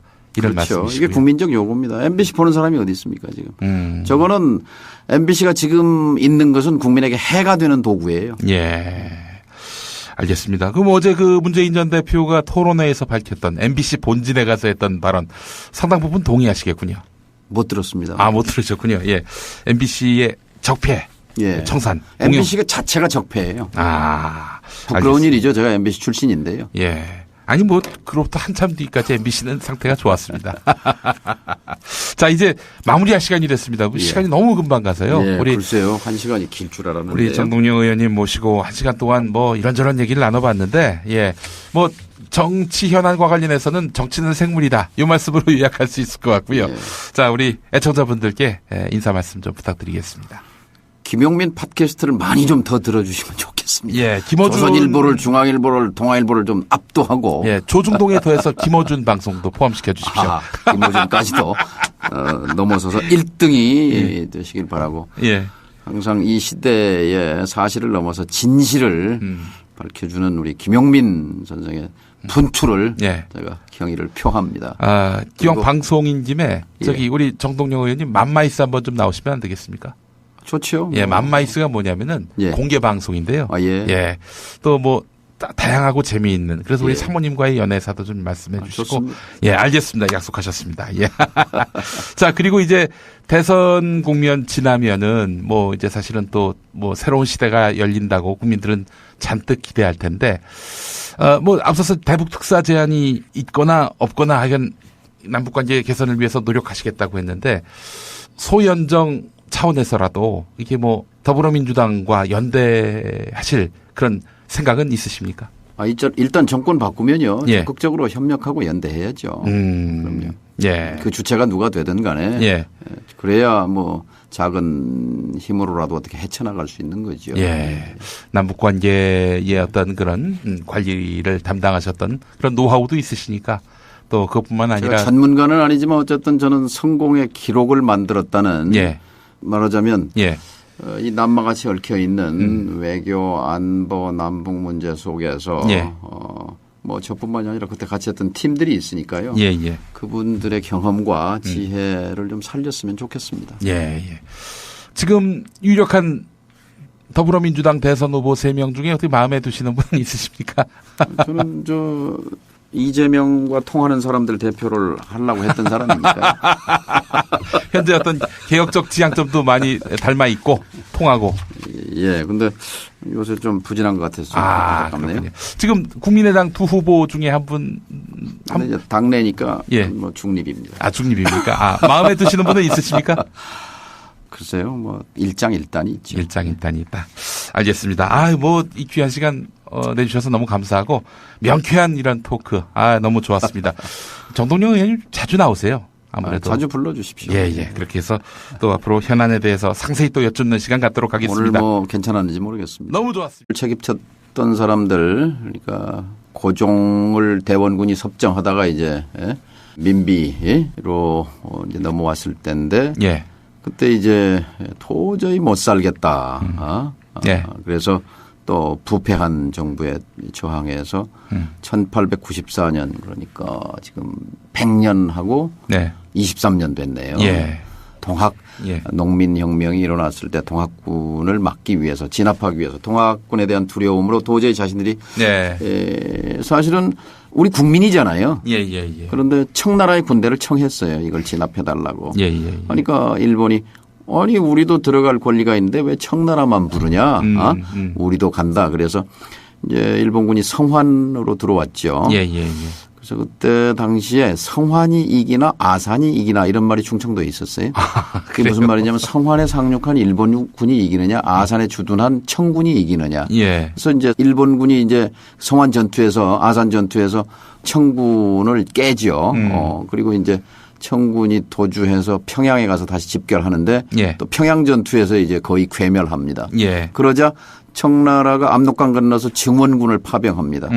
이제 그걸 쫓아서 일본군이 압록강을 건너고 또 청군을 대파하면서 요동반도를 점령하고 예. 그러면서 그 다음 해에 타이완이 식민지가 됩니다. 일본의 식민지. 그러니까 청일전쟁의 후과가 그렇게 미치는 거지요. 예. 1894년이 을미년입니다. 을미사변 민비가 이제 시해되죠. 예. 그리고 을미년, 을사년 그 10년 뒤에 1905년 식민지로 떨어지지 않습니까? 예, 예. 식민지 떨어지고 그리고 나서 식민지 해방되면서 분단으로 가잖아요. 오늘 지금 분단 속에서 북한 핵 문제 사드. 그러니까 사드의 뿌리는 사실 쭉 비극의 뿌리를 파고 들어가면 청일 전쟁에 닿습니다. 예. 그러니까 내부의 문제를 예. 스스로 해결하지 못해서 외세를 끌어들였을 때 예. 이건 분명히 비극적인 결과가 됩니다. 예. 북한 핵 문제가 이게 누구의 문제냐라는 문제에 대한 그 주체적 인식. 예. 이건 내가 해결해야 한다는 그런 자주적 주체적 해결 의지와 능력을 갖지 않으면 결국은 이제 이런 상황을 초래하는 거지요. 사드는 미국 무기잖아요. 예. 또 해외에 배치되는 최초의 사드입니다. 응? 미국이 7기 만들었는데 그중에 하나를 여기 갖다 놓는다는 건데 예. 지금 뭐 중국은 그것이 자신들의 핵심 이익을 침해한 거라고 해서 격렬하게 반발하고 있고 그 뿌리에는 미중 간의 동북아시아에 있어서 이른바 헤게모니 경쟁, 예. 주도권 경쟁. 예. 냉전 시대의 한반도가 미국에게 중요했잖아요. 예. 또 북한은 소련 저쪽 동쪽 진영의 중요한 전진기지였고 이렇게 예. 부딪혔듯이 예. 지금 탈냉전이 20수년인데 다시 한반도의 가치가 특히 미국에게 있어서 예. 말하자면 지난 한 20년 동안 중국이 급부상했지 않습니까? 예, 예, 예. 그런 속에서 소위 이 남한의 주한미군의 전략적 가치가 급상승했다고 볼 수 있고 예. 그 연장에서 지금 대선을 앞두고 후다닥 야밤에 기습적으로 사드 배치를 밀어붙이는 그 배경이라고 생각합니다. 예. 이 동학 농민운동을 제압하기 위해서 청일전쟁, 그러니까 청나라와 일본군을 불러왔고 이것이 사대주의의 뿌리라면은 또 달리 보면 동학 농민운동이 오늘날 민주화 운동의 뿌리가 아니겠는가? 제2의 동학인 거지요. 예. 제2의 동학. 그때 2만 명이 우금치 전투에서만 학살을 당했습니다만 예. 동학으로 해서 뭐 10만여 명의 양민들이 죽고 다치고 엄청난 학살과 홀로코스트가 뭐 따로 없지요. 예. 그러니까 외세를 부른 집권 세력과 여기에 저항했던 국민들, 백성들, 그리고 뭐 청일은 아니지만 미국, 중국 사이에 이런 갈등, 고조되는 한반도 위기. 이 뭐 얼개가 많이 비슷합니다. 예. 예.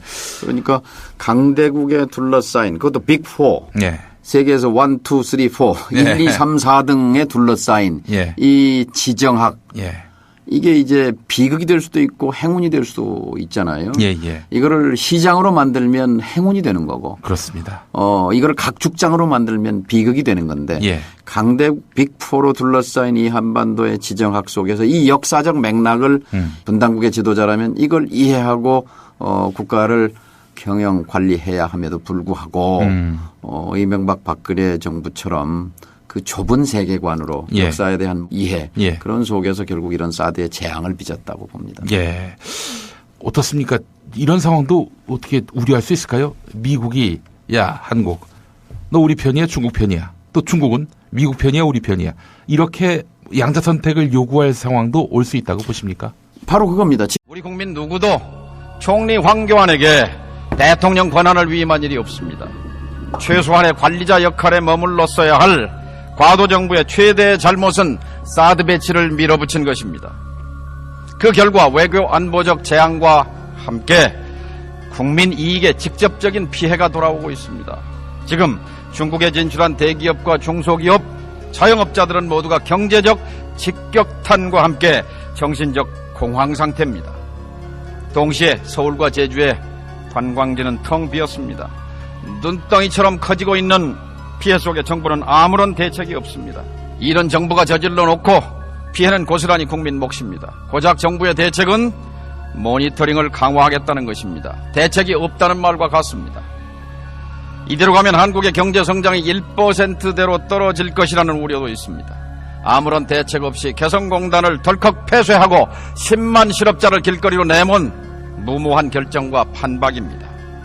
사드를 둘러싸고 벌어지는 미중 간의 힘겨루기와 갈등은 우리 역사의 비극적인 한 장면을 떠올리게 합니다.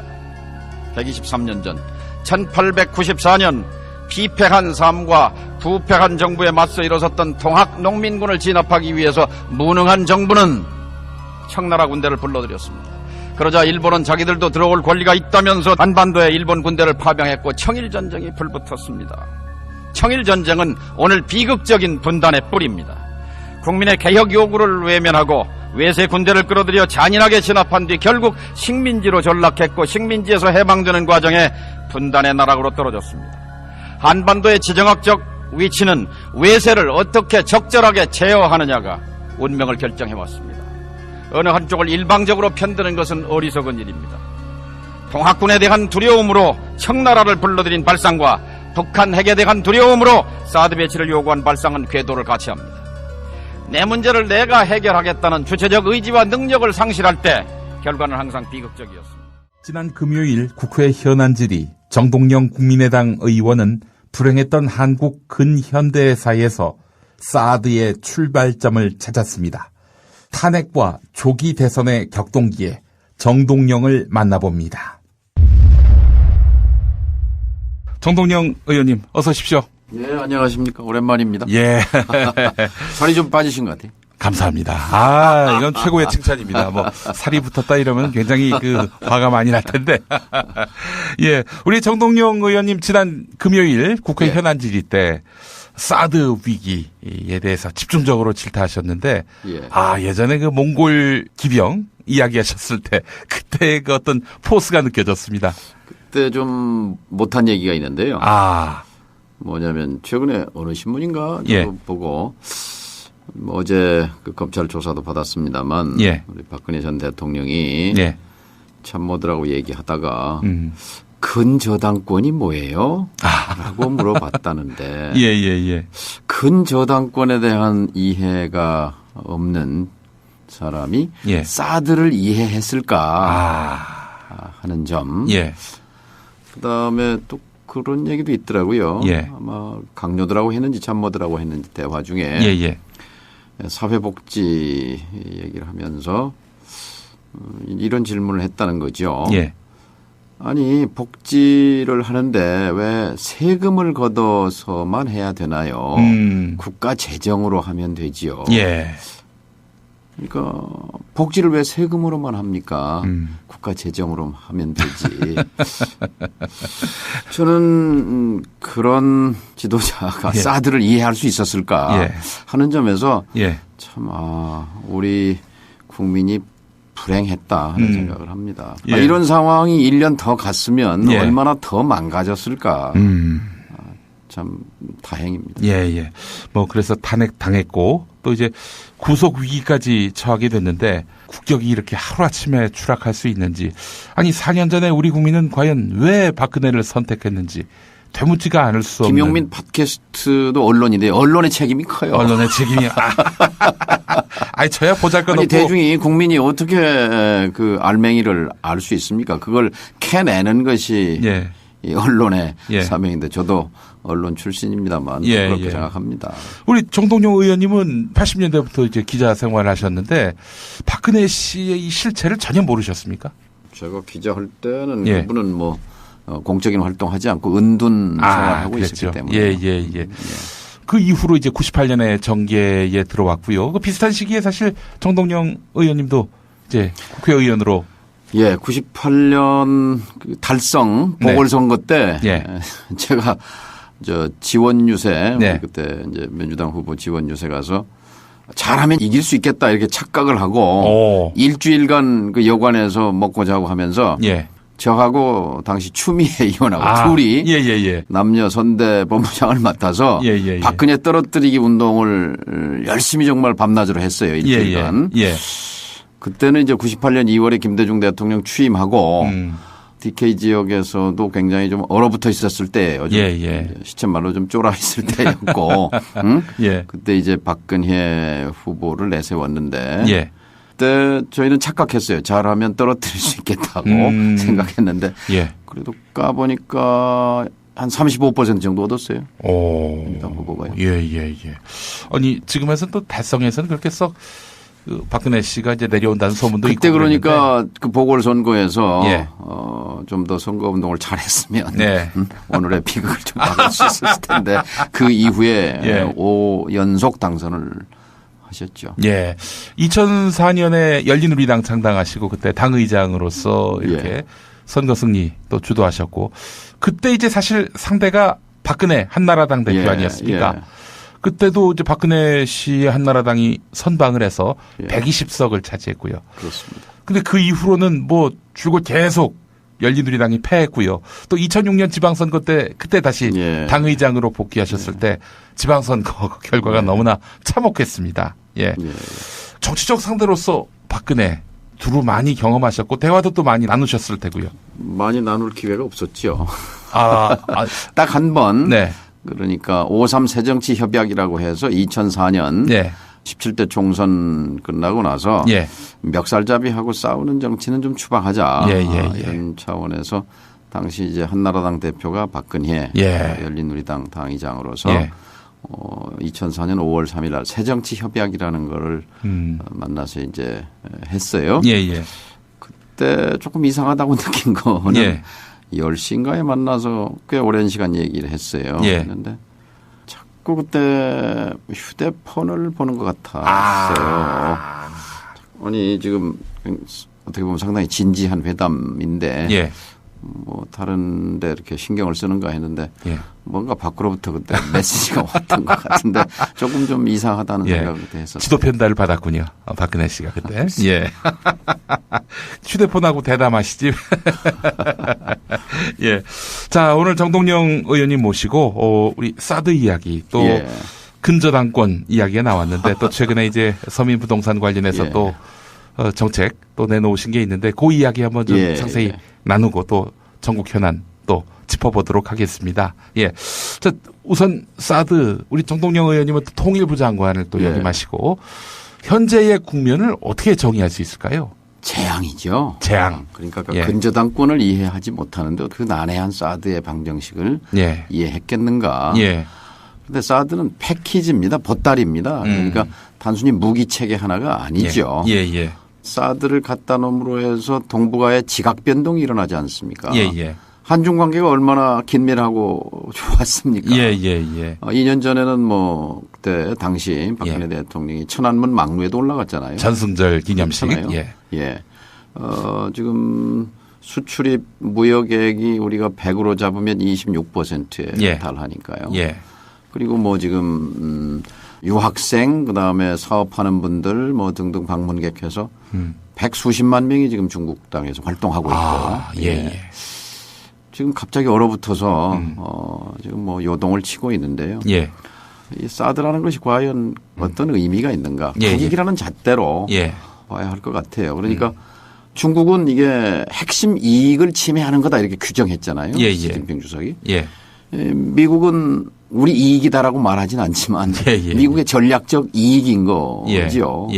그러니까 틸러슨 국무장관이 이번에 와서 주한 미군을 보호하기 위한 것이다 이렇게 말했단 말이에요. 명시적으로. 근데 박근혜, 황교안, 환민구 이런 분들이 말한 것은 북한 핵과 미사일로부터 대한민국 국민을 보호하기 위한 것이다 했는데 이것도 금방 탄로나는 거짓말이었잖아요. 그러니까 7월 9일 날 사드 배치를 결정하면서 우리 국익을 종합적으로 따져본 사람이 아무도 없는 거예요. 외교부 장관은 뭐 무슨 어디 백화점 갔나요? 바지 수선하러 갔나요?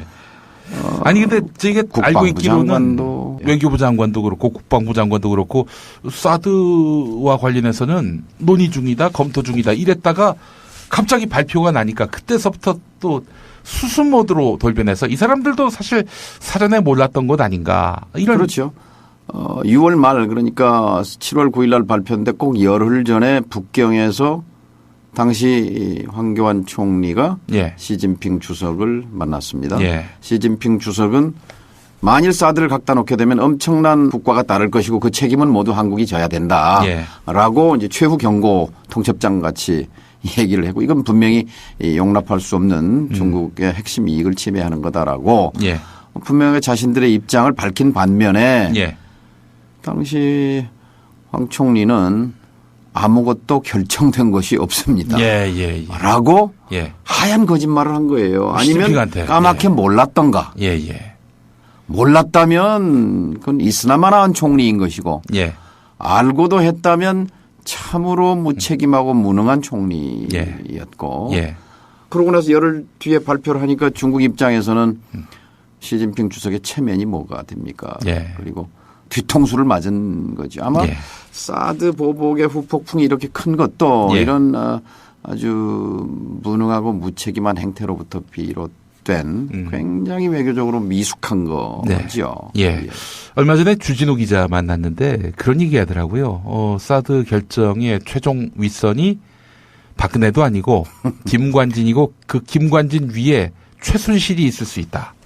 이렇게 또 보더라고요. 그러니까 최순실이 무기 관련해서 로키드 마틴사와 상당한 어떤 네트워킹이 있고 특검을 좀 해야 될 것 같아요. 아무래도 그래야 될 것 같습니다. 그러니까 사실 지난번에 제가 정세균 의장한테 간곡히 요청했습니다. 자, 특검 연장 직권 상정합시다. 정세균 의장한테 이렇게 말했어요. 박영수 특검 말씀하신 거죠. 박영수 특검이죠. 할 일이 얼마나 많은가. 황교안 총리가 특검 연장을 거부한 것은 이제 재벌 방탄 막이를 한 거고 더 이상 이제 이른바 적폐가 낱낱이 드러나는 것들을 이제 막기 위한 것이었는데 전에 정의화 총리가 테러 방지법 그것을 직권 상정한 전례도 있어요. 그렇죠. 뭐 귀에 걸면 귀걸이가 되는 거고. 아니 근데 진짜 지금 국난 상황 아닙니까? 국난 상황에서 국민의 80%가 압도적으로 특검 연장하라고 했는데 그때 제가 그랬어요. 이거 특검 연장 결단 내리면 정세균 의장하고 문재인 후보고 지위가 바뀔지도 모르니까 결단 좀 하시오. 라고 제가 얘기도 했는데 좀 아쉬워요. 사드 이야기 진행 중인데 우리 의장님 보시기에 지금 이게 북핵 용도로 사실은 사드를 들여온다고 했는데 지금 한중 관계가 틀어지고 있고 아주 미묘한 형국입니다. 그런데 얼마 전에 그 틸러슨 국무장관 왔고요. 이 사람이 일본 갔다 한국 갔다 이번에 또 중국에 가지 않았습니까? 가서는 또 중국 관계 인사들과 만나서 사드 얘기를 전혀 안 했다는 보도가 나왔는데요. 뭐 하긴 했다고 그래요. 육자회담 수석 대표 조셉 윤이라는 분이 여기 와서 사드는 방어용이다. 뭐 이런 얘기를 했다고. 그리고 보복은 부적절한 거다라고 얘기를 했다고 간접적으로 이제 전했습니다만은 그러나 중요한 것은 북핵 때문에 사드를 갖다 놓는다는 건데 사드를 갖다 놓는다고 북핵과 미사일이 억제되느냐. 그건 아니잖아요. 글쎄 말입니다. 그리고 북핵과 관련해서 오바마의 전략적 인내가 실패했다 이렇게 선언 좋아요. 그럼 실패했으면 이제 새로운 접근법을 시도해야 하는데 새로운 접근법이라는 것이 이분이 말하는 것은 제재를 더 강화하겠다는 것. 그러니까 오바마의 전략적 인내는 끝났다고 하면서 오바마 때 했던 제재와 압박 말고는 새롭게 얘기한 게 없고 거기다가 뭐 거친 언사만 보탰을 뿐인데요. 결국 이 사드라는 게 지금 겉으로 오고 가는 말들 거기에 본질이 들어있는 게 아니고 실제는 제가 또 증인이기도 합니다. 제가 벌써 13년 전이네요. 2004년도에 NS 위원장으로 펜타곤을 방문했을 때 럼스펠드 국방장관을 당시 네오콘의 수장이죠. 매파. 초강경파의 우두머리인데 이분을 만나러 간 이유는 개성공단을 반대하지 마라. 이거 좀 찬성해달라 하는 설득하러 이제 갔는데 그때 제가 특별 브리핑이라는 걸 받았어요. 특별 브리핑은 뭐냐면 MD에 관한 거였어요. MD에 관한 얘기. 미사일 방어에 관한 것. 의원님 지금 말씀이 혹시 처음 하시는 말씀입니까? 저 처음 듣는 얘기 같았어요. 방송에서는 제가 처음 하는 것입니다. 그렇군요. 주목됩니다. 그러니까 저는 그 북한 미사일에 관한 브리핑일 줄 알았는데 주 한 8알 정도는 중국의 미사일 위협에 관한 거였어요. 중국의 미사일. 중국의 이 대륙간 탄도미사일, 중단거리 미사일 기지가 어떻게 있고 뭐 중요한 내용들에 대해서 특별 브리핑을 받았는데 그러니까 그것은 이제 중국의 미사일 이런 걸로부터 방어가 필요하다는 미사일 디펜스 MD의 이제 필요성에 대한 브리핑을 받은 건데요. 예.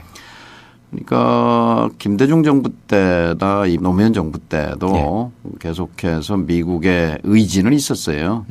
럼스펠드가 장관으로 들어오면서 21세기 미국의 새로운 안보 구상 속에서 유럽 MD와 동아시아 MD를 통해서 언젠가 잠재적 적국 위협이 될 수 있는 중국과 러시아를 견제하기 위해서 유럽 MD, 동북아 MD 이런 이제 전략 구상하에서 그러나 김대중 노무현 정부는 남북 교류와 접촉이 활발했기 때문에 정상회담도 2차례 있었고 강요회담이 뭐 몇 차례 있었잖아요.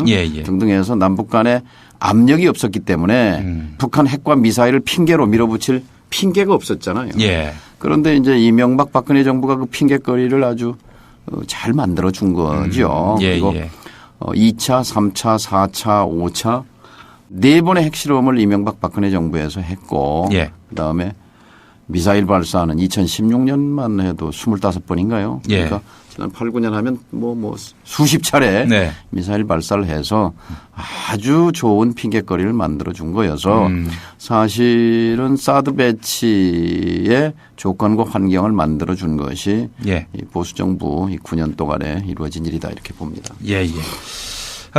결국에는 이제 MD에 따른 사드 배치다. 수순으로 보면은 딱 그 악의가 맞습니다. 그렇지만 한민국 국방부 장관은 사드가 MD와는 무관하다 이런 입장을 분명히 하고 있지 않습니까? 그러니까 박근혜 대통령도 결국은 이렇게 몰락하는 것이 거짓말 때문 아닙니까? 계속해서 이제 자신의 정치적 자산은 신뢰와 원칙이다. 원칙과 신뢰다 이렇게 말하면서 실제는 거듭되는 이제 거짓말이 국민의 신뢰를 바닥나게 한 거죠. 그런 것처럼 이 사드와 관련해서도 지금 처음부터 끝까지 전부 거짓말입니다. 그러니까 MD는 사드가 아니다. 제가 엊그제 국회에서 성주의 롯데골프장의 사드 레이더와 일본의 아오모리 현의 엑스밴드 레이더와 교토 현의 레이더가 연결됩니까? 그랬더니 연결되지 않습니다. 당당하게 말하는데 그건 명백한 거짓말이에요. MD와 무관하다는 얘기죠. 그 얘기는. 그러니까 한일 정보보호협정을 왜 했게요? 이 미사일 방어망을 가동하기 위해서 한일 간의 군사정보 신호나 레이더 자료 같은 거를 실시간으로 주고받아야 이게 작동이 되는 거 아닙니까? 그 MD 시스템이. 그런데 주한 미군 사령관 브룩스 사령관이죠. 미국 의회 청문회에 가서 이렇게 보고했어요. 미국의 동북아 MD는 1단계 패트리어트 미사일을 설치하는 것. 2단계 한일 미 정보 체계를 하나로 묶는 것, 통합하는 것. 그다음 세 번째 사드를 갖다 놓는 것. 이게 동북아 MD다. 이렇게 미국 의회에 그냥 있는 대로 보고한 거예요. 그런데 한국의 국방장관, 총리 이런 사람들은 나와서 계속 아니라는 거예요. 양두구육이라는 말 있잖아요. 양고기 팝니다 하고 이렇게 간판 걸어놓고 실제는 개고기 내놓는 거예요. 그런데 국민을 이렇게 기망해도 되는 건지 박근혜만 파면 대상이 아니라 한민구 즉각 파면 대상입니다. 윤병세 즉각 파면 대상입니다. 황교안 즉각 탄핵 파면 대상입니다. 배후에 있는 김관진도 즉각. 근데 그건 뭐 무슨 비서실에 있어가지고 파면. 아니지 뭐 대통령도 없는데 청와대에 사람 있을 필요 뭐가 있겠어요. 맞습니다. 아이고 참 사드의 그 현실은 이러하고 당장 우선은 국민을 기망하고 또 이 사실을 왜곡하고 이렇게 해서 국가안보를 그야말로 백척간두 상황으로 내몬 이 세력들이 속히 청산이 돼야 이분들과 구한 말에 당시 정부를